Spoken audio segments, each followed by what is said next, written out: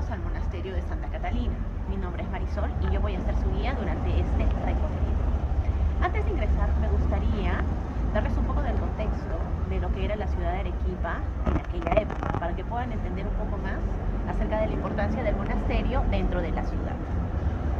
Para ello tenemos que remontarnos al siglo XVI, cuando Arequipa recientemente había sido fundada y estaba en pleno crecimiento la agricultura, el comercio, y gracias a la llegada también de las familias españolas, la ciudad se encontraba en pleno desarrollo. Es ahí donde surge la idea de la creación de este monasterio, que fue fundado en el año de 1579 por María de Guzmán, una viuda muy adinerada de la ciudad que donó gran parte de su fortuna para la creación de este monasterio dedicado a Santa Catalina de Siena.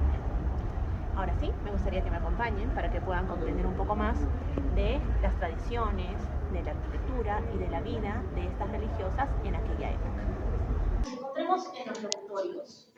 Como sabrán, las hermanas que entraban eran de la orden dominicana, ¿sí? De los dominicos. Ellas, al ingresar acá, ya no tenían contacto con el exterior. Por eso se dice que el monasterio de Santa Catalina era como una ciudad dentro de otra ciudad, porque eran completamente independientes en todas sus actividades. Y para tener contacto con el exterior, ellos no lo podían hacer cualquier día, tenían reglas y horarios específicos. Y se comunicaban a través de estas celdas, llamadas locutorios, con sus familiares.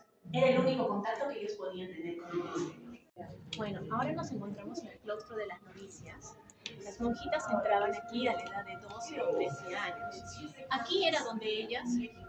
Ellas no tenían contacto con sus padres, ni con otras personas de sus familias, ni de la ciudad. Como podemos ver, las construcciones propias de la época, con arcos de medio punto, y estos son los arcos de medio punto que podemos observar. Todo esto era hecho porque Arequipa es una ciudad sísmica y de esa forma se protegía más las construcciones y le daban más soporte. Los cuadros que podemos observar aquí son las letanías lauretanas, que son oraciones dirigidas a la Virgen María. Son 55 y son alabanzas. Continuamos, por favor. Aquí nos encontramos en una de las celdas de las novicias. Como les expliqué anteriormente, ellas empezaban acá muy jovencitas, a la edad de 12 o 13 años. La mayoría pertenecía a familias de la élite de Arequipa.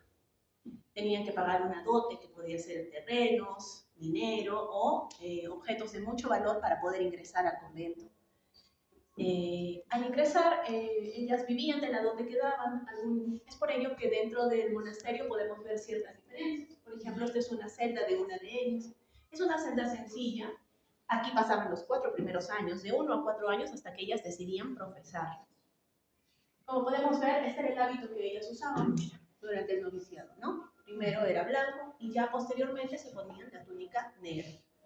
Bueno, acá pues esta es su habitación, ellas aprendían a tejer, a bordar y también se les inculcaba mucho lo que era la obediencia y el hábito del silencio también. Ellas tenían que guardar silencio por mucho tiempo para conectarse con la divinidad. Como podemos observar en la arquitectura propia de la época, la bóveda de cañón y su cama estaba debajo, su camita estaba debajo de el arco de medio punto, del arco de medio punto, porque era una forma de protegerse de los sismos. Bueno, si desean pueden tomarse fotos, tienen unos minutos acá para que puedan apreciar. Si gustan, yo les tomo la foto. Gracias. Ahora nos encontramos en la capilla del noviciado. Esta capilla ha sido afectada por los terremotos en el año 1958 y los terremotos del año 1960. Ha sido reconstruida. Bueno, aquí podemos ver el altar mayor de las angustias, su expresión de dolor y lágrimas por la muerte de Jesucristo. El altar en estilo neoclásico, ¿sí? Con columnas romanas. Podemos ver también el ligamento del Cordero de Dios. Y bueno, no se aprecia, pero en la parte de arriba hay algunas frases que dice, por ejemplo, ¿quién como Dios? Y en la parte de abajo, venid a mí, hijas mías. Por este lado podemos apreciar al Cristo crucificado también, la expresión dolorosa. Sus ojos están hechos de vidrio y sus dientes de marfil. También podemos apreciar por el lado de acá, por acá, por favor. Podemos apreciar la imagen de Santa Catalina de Siena, que es la santa a la cual le tenía mucha devoción la señora María de Guzmán. En el claustro de los Naranjos, que le debe su nombre a los 5 árboles de naranja que podemos observar aquí.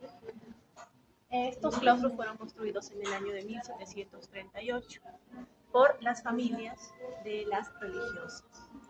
Como podemos observar, las construcciones de los arcos a medio punto, el claustro está pintado de color azul añil y podemos observar también acá los ejercicios que practicaban las religiosas. Por ejemplo, la vía iluminativa, que habla del reconocimiento de nuestros pecados. La vía punitiva, en el cual habla del perdón de nuestros pecados a través de la oración. Y la vía unitiva, que habla del encuentro y la unión con Dios. En esta época de Arequipa, en estos años, ocurrió una gran explosión de un volcán, el volcán Huayna Putínez, en el año 1600. Sumado a los constantes terremotos de la ciudad y a las intensas lluvias, es que el monasterio tuvo varias reconstrucciones.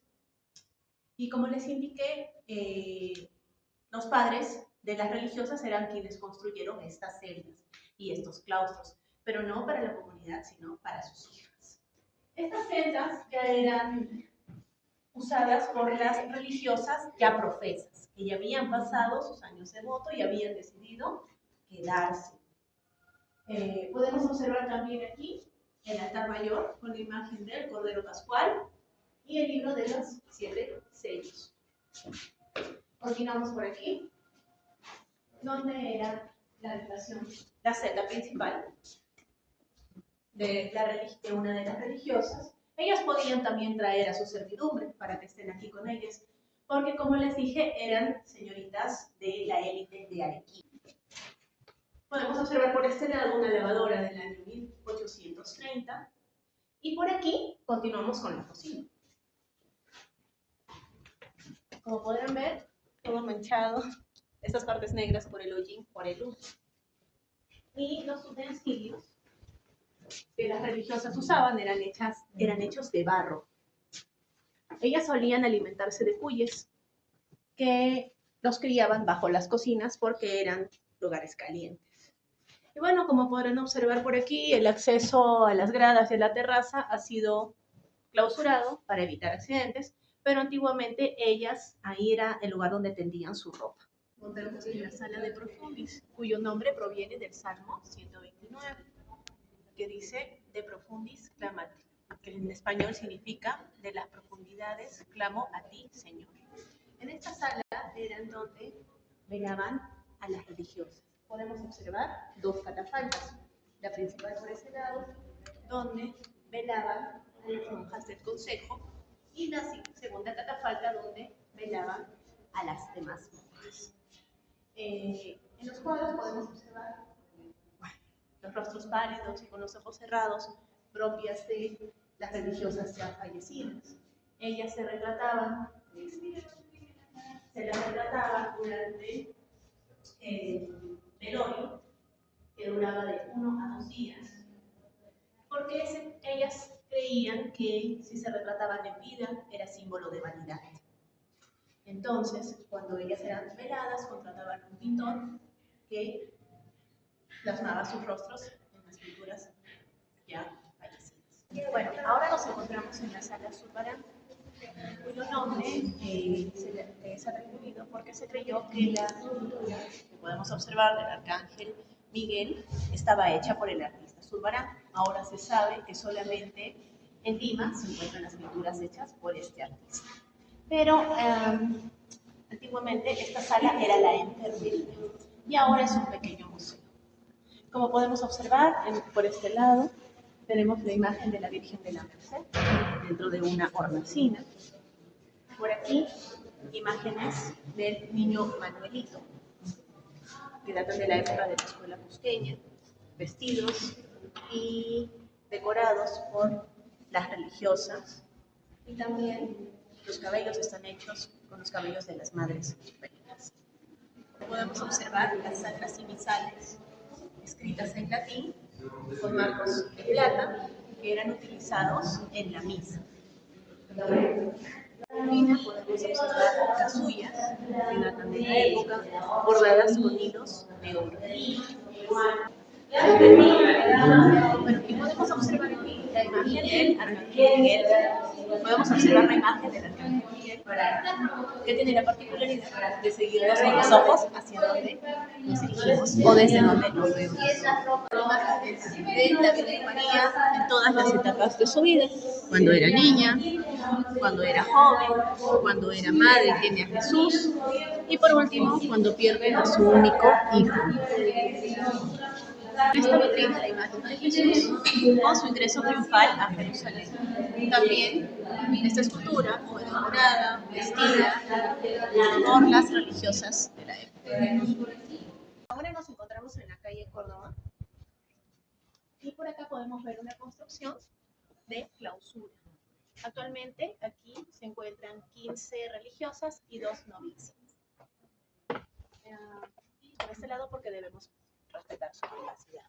Y bueno, como verán, esta es parte de las nuevas construcciones del monasterio y se llama calle Córdoba porque se asemeja mucho a esa calle en España. Ahora nos encontramos en la lavandería del monasterio. Esta lavandería data del año 1770. Aquí, como podemos observar, está compuesta por 20 tinajas, por 20 medias tinajas, que anteriormente eran usadas para la recolección de granos o para la recolección del vino. Pero en esta época fueron reutilizadas para lavar la ropa. Aquí las religiosas solían venir ellas y sus servidumbres para realizar esta labor cotidiana. Lo que hacían ellas era desviar el agua de este canal colocando una piedra para poder llenar la tinaja y aquí le ponían un tapón hecho de tela.